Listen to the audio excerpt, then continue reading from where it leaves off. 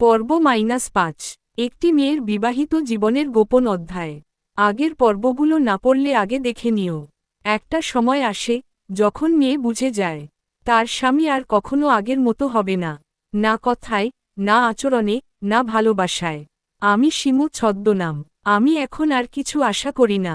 আগে ওর একটা কেমন আছো শুনতে সারাদিন অপেক্ষা করতাম। এখন আর অপেক্ষা করি না, কারণ জানি আসবে না। আগে ওর জন্মদিনে, অ্যানিভার্সারিতে কত প্ল্যান করতাম। আর এখন এসব মনে রাখি না, ভুলে যাওয়াই ভালো। কারণ যতটা আশা, ততটাই কষ্ট। ভালোবাসা যখন একপাশ থেকে দেওয়া হয়, আরেক পাশে শুধু নীরবতা থাকে, তখন একটা সম্পর্কের ভিতরেও ভীষণ একা লাগে। আমি বদলে গেছি। শান্ত, চুপচাপ, বাস্তববাদী হয়ে গেছি। আর আবেগ দিয়ে জীবন কাটে না, এটা শিখে গেছি। যে মানুষটা একদিন আমার চোখের দিকে তাকিয়ে বলেছিল, তুমি ছাড়া আমি বাঁচব না, সে আজ দিনে পর দিন আমাকে ভুলে বাঁচে।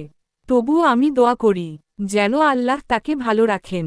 আমি কষ্ট পেয়ে পেয়ে শিখেছি, কাউকে দোয়া দেওয়া সবচেয়ে বড় ভালোবাসা। পর্ব -৫ এখানেই শেষ। পর্ব -৬ বলবো, একটা মেয়ের সেই সাহসী রূপের গল্প, যখন সে আর নিজেকে দুর্বল ভাবা বন্ধ করে দেয়। কমেন্টে জানিও, তুমি কখনো এমন অবস্থায় ছিলে কিনা। কারণ তুমি একা নও, তোমার গল্প হয়তো অনেকের গল্প। আমার পেজের ভিডিও অথবা গল্প ভালো লাগলে কমেন্টে বলে যাও, এতে আমি আগ্রহী হব আরও সুন্দর ভিডিও বানাতে। সাবস্ক্রাইব করে পাশে থাকুন। ধন্যবাদ।